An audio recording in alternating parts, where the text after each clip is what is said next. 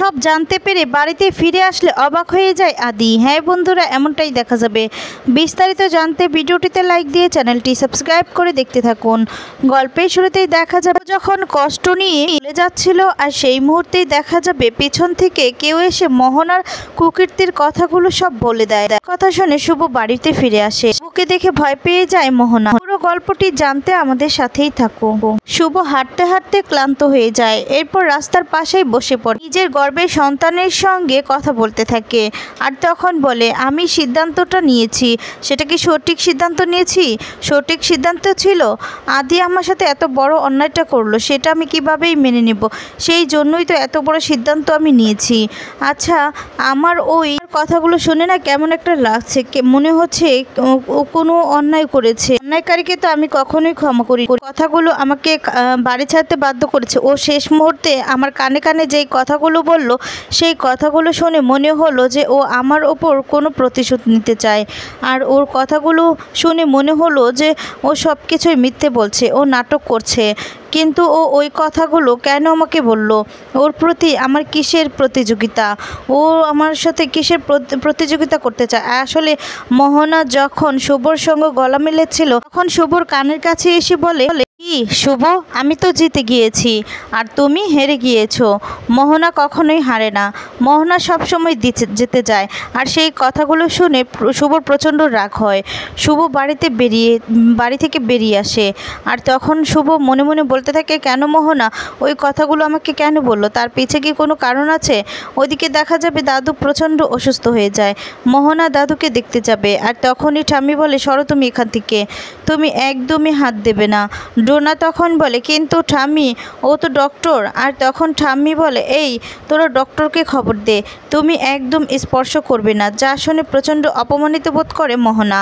এইদিকে দেখা যাবে দাদুর প্রচণ্ড ব্যথা হচ্ছিল বুকে। আর তখন আদ্রিত মনে মনে বলে, দাদুর এই সিচুয়েশন, আমি কি করে শুভর কাছে যাব? এই অবস্থায় শুভ, তুমি কোথায় বেরিয়ে গেলে? ফিরে এসো শুভ, ফিরে এসো। তোমার আদ্রিত তোমার জন্য অনেক কষ্ট পাচ্ছে। এদিকে দেখা যাবে শুভ বলে, কেন বললো মোহনা কথাগুলো? নাকি মোহনার এই সমস্তটাই ষড়যন্ত্র? সবটাই হচ্ছে মোহনার প্ল্যান, আমার আদ্রিতকে আমার কাছ থেকে কেড়ে নেওয়ার জন্য। ও হয়তোবা এই প্ল্যানটা করছে, কিন্তু কেন করছে? ওর মুখোশটা আমি কি করে খুলব?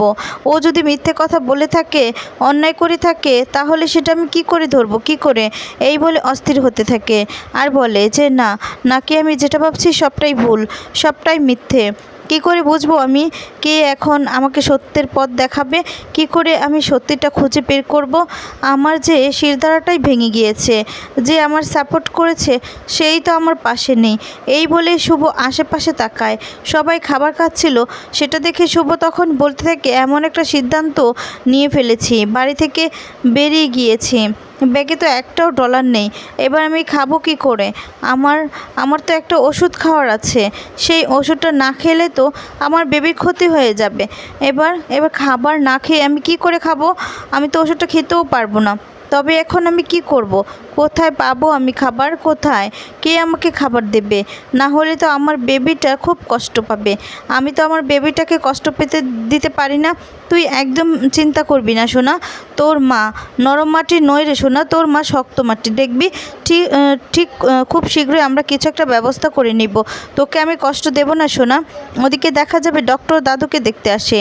দাদুর এমন অবস্থা দেখে ডক্টর তখন বলে, দেখুন ওনাকে কিন্তু আর কোনো কিছু নিয়ে চাপ দেওয়া যাবে না, মানে ওনার উপর যেন আর কোনো চাপ পড়ে না, না হলে এতে কিন্তু বিপরীত হবে। আর যে ওষুধগুলো দিয়েছি সেই ওষুধগুলো কিন্তু ঠিক করে খাওয়াতে হবে, আর আমাকে খবর দিবেন। তখন আদ্রিত বলে, ভয়ের কিছু নেই তো ডক্টর তখন বলে যে এই সমস্ত রুলসগুলো ফলো করতে বলেছি, সেগুলো যদি আপনারা ফলো করেন তাহলে সেরকম ভয়ের কিছু নেই, তবে সাবধান। এদিকে ডক্টর চলে গেলেই পূর্বী তখন বারবার করে দোষারোপ করতে থাকে সব কিছুর জন্য শুভকে। আর বলে, এদিকে বাড়ির ছেলে এমনটা কাজ করেছে, আর ওদিকে বাড়ির বউ ব্যাগপত্র গুছিয়ে বাড়ি থেকে বেরিয়ে গিয়েছে। রূপক বলে, তুমি এমনটা কেন বলছো পূর্বী? শুভ কি ইচ্ছে করে বাড়ি থেকে চলে গেছে? বাধ্য হয়েছে বাড়ি থেকে বেরিয়ে যেতে।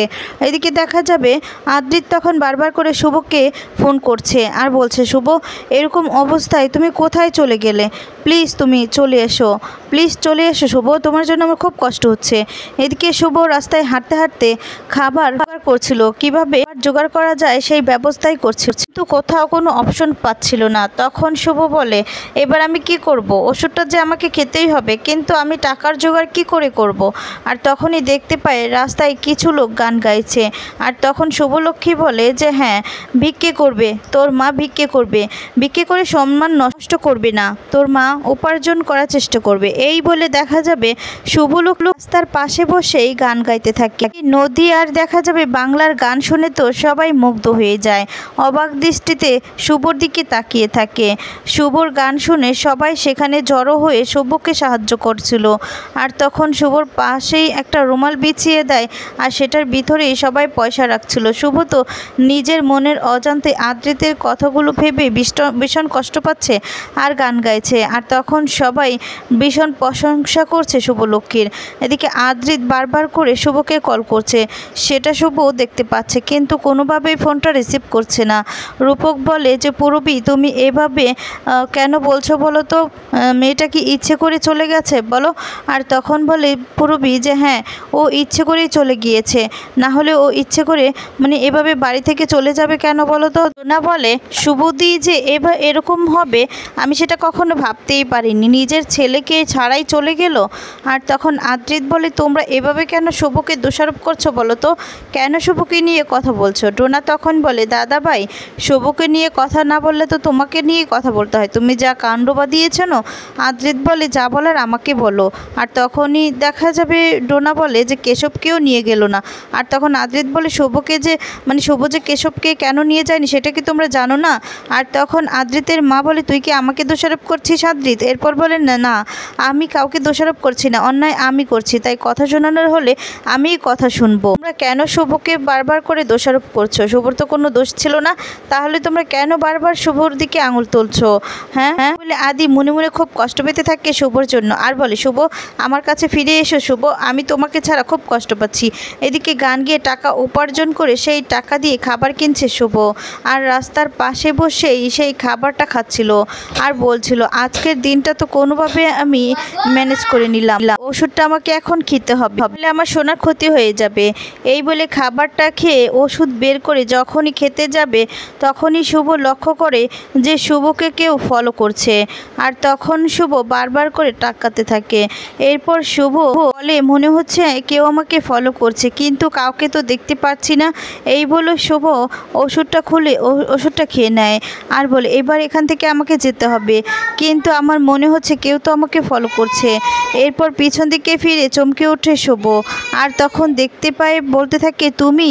এরপর শুভকে কেউ না সত্যিটা বলে দেয়। আর সেই কথা শুনে শুভ মনে মনে বলে, তার মানে আমি যেটা ভাবছিলাম সেটাই, তাহলে এবার হবে মোহনার উচিত শিক্ষা। আমি ওই বাড়িতে ফিরে যাব, মোহনাকেও বের করে ছাড়বো। মোহনা এত বড় সর্বনাশ করতে পারলো, আমার আদ্রিতের নামে এত বড় কলঙ্ক দিতে পারলো মোহনা নিজের স্বার্থ সিদ্ধির জন্য। আমি তো মোহনাকে কিছুতেই ছাড়বো না, কিছুতেই না। তো বন্ধুরা, এবার যদি সত্যি সত্যি বাড়িতে ফিরে যায়, মোহনাকে উচিত শিক্ষা দিয়ে বাড়ি থেকে বের করে দেয়, তাহলে ঠিক তোমাদের কেমন লাগবে? কমেন্টস করে তোমাদের মতামতগুলো জানিয়ে দাও। ধন্যবাদ।